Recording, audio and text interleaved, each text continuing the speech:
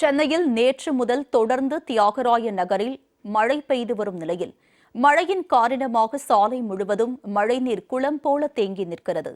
இதன் காரணமாக வாகன ஓட்டிகள் பொதுமக்கள் தொடர்ந்து அவதிக்குள்ளாகி வருகின்றனர். இதுபற்றிய கூடுதல் விவரங்களுடன் நேரலையில் இணைக்கிறார் எமது செய்தியாளர் லாவண்யா. அவரிடம் விவரங்களை கேட்டு பெறலாம். லாவண்யா, சொல்லுங்க, நேற்று முதல் தொடர்ந்து மழை பெய்து வரும் நிலையில் தியாகராய நகரில் தற்போதைய நிலை என்ன? சாலைகளில் எந்த அளவுக்கு தண்ணீர் தேங்கி இருக்கிறது? இதனால் வாகன ஓட்டிகள் சந்தித்து வரும் இன்னல்கள் என்ன?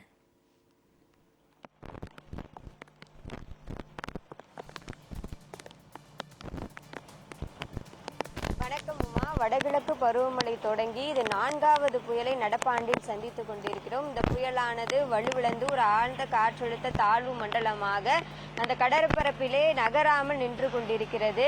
ஏற்கனவே வடக்கு நோக்கி நகரும் என்று எதிர்பார்த்த ஒரு சூழலில் தற்பொழுது தென்மேற்கு தமிழ்நாட்டு கடற்கரையை நெருங்கக்கூடிய ஒரு சூழல் இருப்பதாக இந்திய வானிலை ஆய்வு மையம் தெரிவித்திருக்கிறது.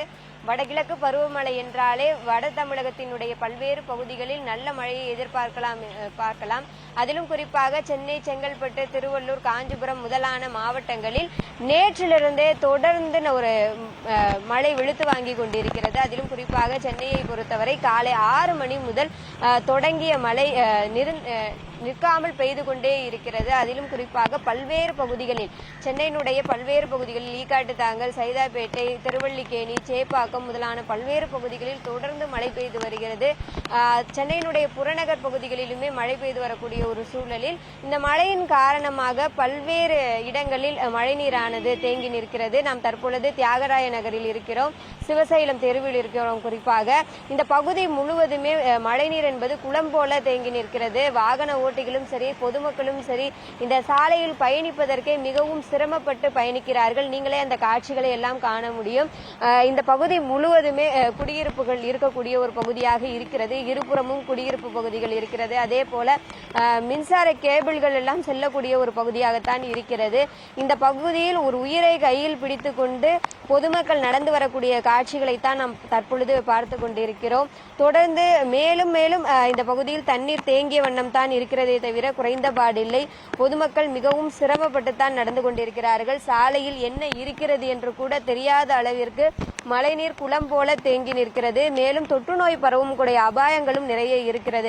ஏனென்றால் மழைநீர் மட்டுமல்லாமல் கழிவு நீரும் சேர்ந்து இங்கு கலந்து வருவதன் காரணமாக தொற்று நோய்கள் பரவக்கூடிய அபாயம் இருக்கிறது. மழைக்காலம் என்றாலே சளி, காய்ச்சல் ஆகிய நோய்கள் எளிதில் பரவக்கூடிய ஒரு சூழல் இருக்கும். அந்த வகையிலே தொடர்ந்து இந்த சாலையினுடைய நாட்புறமுமே சரி மழைநீரினுடைய அந்த தேக்கமானது இருக்கிறது. ஒரு பகுதியில் சாலை என்பது சேதமடைந்து இருக்கிறது. இந்த பகுதியில் ஒரு அவசரத்திற்காக செல்வதற்கு கூட மிகவும் சிக்கலோடு தான் செல்ல வேண்டும் என்பதற்கிணங்க இந்த சூழல் மிகவும் ஒரு இக்கட்டான ஒரு பிடியில் தான் இருக்கிறது. தொடர்ந்து சென்னையினுடைய பல்வேறு பகுதிகளில் மழை பெய்து வருகிறது. காலை வேளையில் மேக கூட்டங்கள் 2 காணப்பட்ட ஒரு நிலையில் தொடர்ந்து ஒரு குளிர்ச்சியான வானிலை நிலவிய நிலையில் தற்பொழுது மழை படிப்படியாக பெய்ய தொடங்கி இருக்கிறது. நேற்றும் இவ்வாறு தான் இருந்தது. ஒரு சாரல் மழையாக தொடங்கி மேலும் வலுத்து கனமழை மிக கனமழையாக மாறியது. சென்னையினுடைய பல்வேறு பகுதிகளில் விடிய மழையினுடைய அந்த தாக்கத்தை நம்மால் உணர முடிந்தது. அதிலும் குறிப்பாக நேற்று பள்ளி பிள்ளைகள் எல்லாம் மிகவும் சிரமப்பட்டு வந்த ஒரு சூழலில் இன்று சென்னையில் பள்ளி கல்லூரிகளுக்கு விடுமுறை அளிக்கப்பட்டு இருக்கிறது. இருப்பினும் இந்த மழையினுடைய தாக்கம் அதிகமாக இருப்பதன் காரணமாக பொதுமக்கள் சிரமத்தை சந்தித்து வருகிறார்கள். பொதுமக்களினுடைய சிரமத்தை குறைக்க வேண்டிய அரசு மெத்தனத்தோடு இருக்கிறது, ஒரு அலட்சியத்தோடு இருக்கிறது. மாநகராட்சி ஒரு இயங்காத இயந்திரமாக இருப்பதாகத்தான் களம் யதார்த்தமாக காட்டுகிறது. ஏனென்றால் சென்னையினுடைய பல்வேறு பகுதிகளில் மழைநீர் வடிகால் பணிகள் எல்லாம் செவ்வனே செய்துவிட்டோம் என்று விளம்பரப்படுத்திக் கொண்டார்களே தவிர அந்த பணி ஒழுங்காக நடந்ததா நடைபெறவில்லையா என்பதை களம்தான் எடுத்துக்காட்டும். அந்த வகையிலே சென்னையினுடைய பல்வேறு பகுதிகளில் மழைநீர் குளம் போல தேங்கி நிற்கிறதுமா. உங்களுடைய விரிவான விவரங்களுக்கு நன்றி லாவண்யா.